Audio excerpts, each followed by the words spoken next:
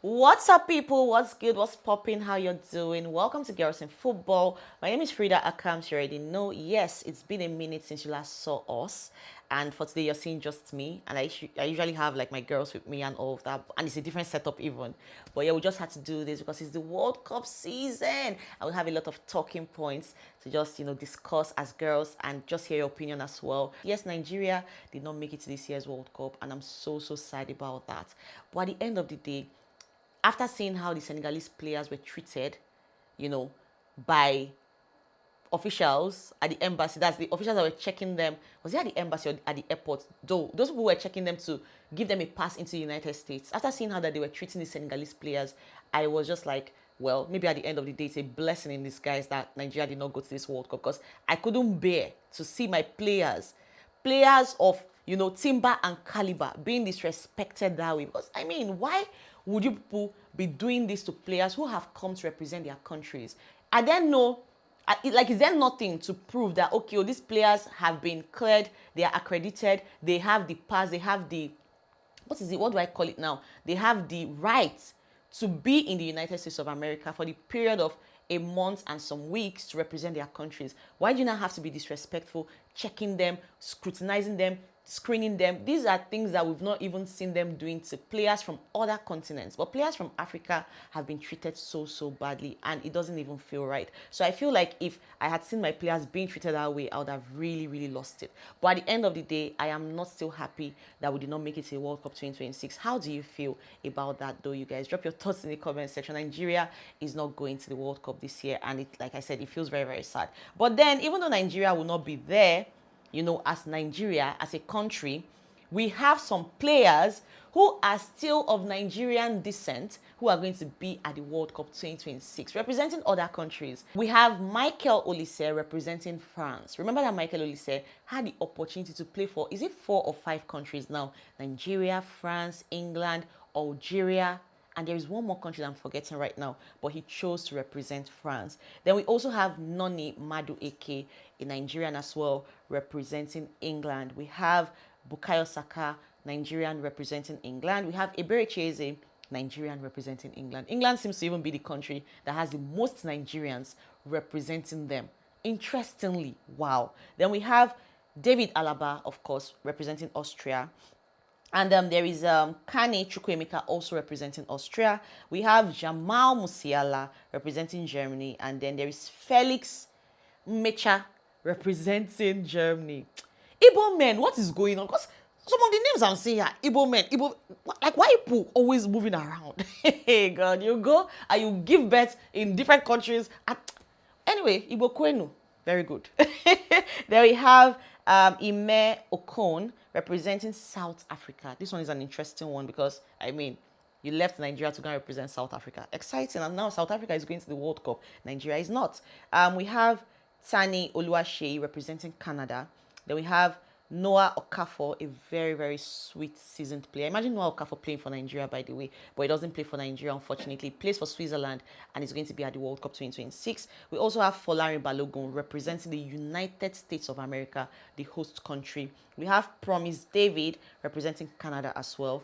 Then we have Manuel Akonji also representing Switzerland. So yeah, Musiala, Mecha, all of these guys, Nigerians who are representing different countries, interestingly. And yeah, we might not be there as a country, but we have players of Nigerian descent representing us, because anywhere you look, Nigeria must be there. We must represent, we must show, either by hook or by crook, we'll be there. Definitely. Now moving on to the players that you should actually watch out for at the 2026 World Cup, especially young players though, players that I feel like will really do well. Michael Olise is number 1 on my list. That boy is so on fire. After scoring a hat-trick during the friendlies that they played, 2 days ago. And I'm like, what is this boy on? What is going on with Michael Olise? I feel like France is going to win the World Cup. I've been saying it for a long time. I feel like they are going to win the World Cup. And seeing how Olise is so on fire right now, they also have Dembele, they also have Cherki, they have really seasoned players. These are players you should actually look out for in the World Cup. Players from France, a lot of them. So I am rooting for France since Nigeria is not in the World Cup. Another player to look out for would definitely be Bruno Fernandes because I feel like he's going to really, really, really do amazing for the Portuguese team, especially working with a midfield, combination of Vitinha and Neves. These two PSG midfielders are always cause trouble everywhere they go. Linking up with Bruno Fernandes of Manchester United. Remember that Bruno Fernandes is currently the Premier League's player of the season.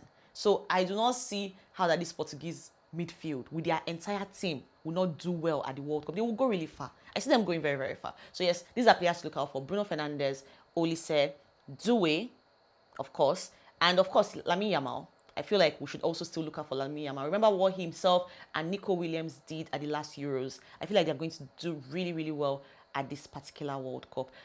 Then there's this particular player that I personally I'm looking out for, and that would be Valentin Bako. I've been talking about him for the longest. I remember in the last World Cup was where I saw Enzo Fernandez for the first time, fell in love with him, and luckily for me, Chelsea went and signed him to Chelsea, and I began to say, oh yeah, nice, this boy really, really performed well at the World Cup. I'm feeling like Valentin Bako will be that player for Argentina. That is for me. I already see the signs, and I hope that it does not disappoint me. And before I go, there is one more update that I want to talk about, and this is still bordering on the fact that I feel like this particular FIFA World Cup 2026 is not properly organized. I don't know what is going on.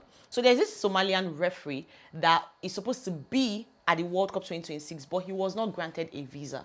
Can you imagine? He was already cleared to officiate at the World Cup, to be a referee in games at the World Cup. Unfortunately, he was not granted a visa, and I'm like, make it make sense.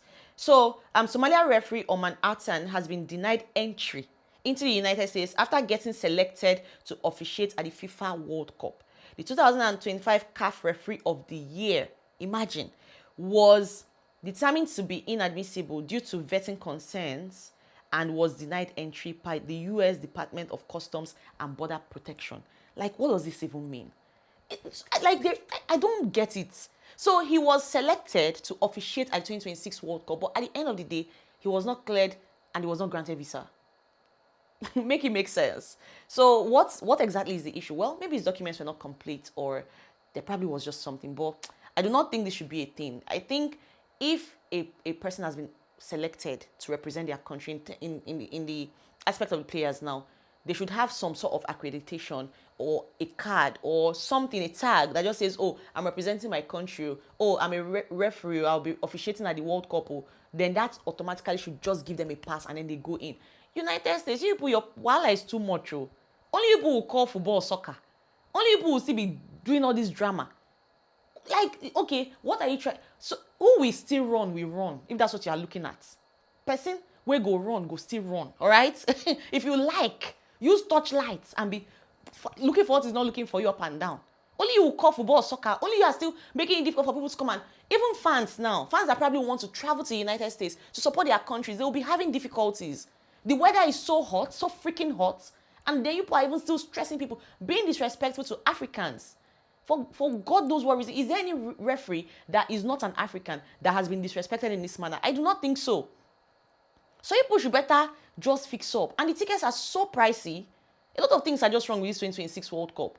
But at the end of the day, let's just see what it brings. We'll be watching games in the midnight. Why did they even take this into the United States in the first place? Yes, this is me crashing out and getting upset at this point. But all in all, like I said, let's see what it will be like. Let's see what happens at the end of the day. And let's see how this 2026 World Cup turns out in the long run. I hope it ends up being one of the best ones. I hope so. They're even doing it in 3 countries. So let's hope that the experience at the end of the day would be magnificent. My name is Frida Akams. Do not forget to follow us on all our social media platforms at The 12th Man Show. Until we come your way again next time, stay safe, stay blessed, be good, and come on, you World Cup supporters. Bye. Mwah.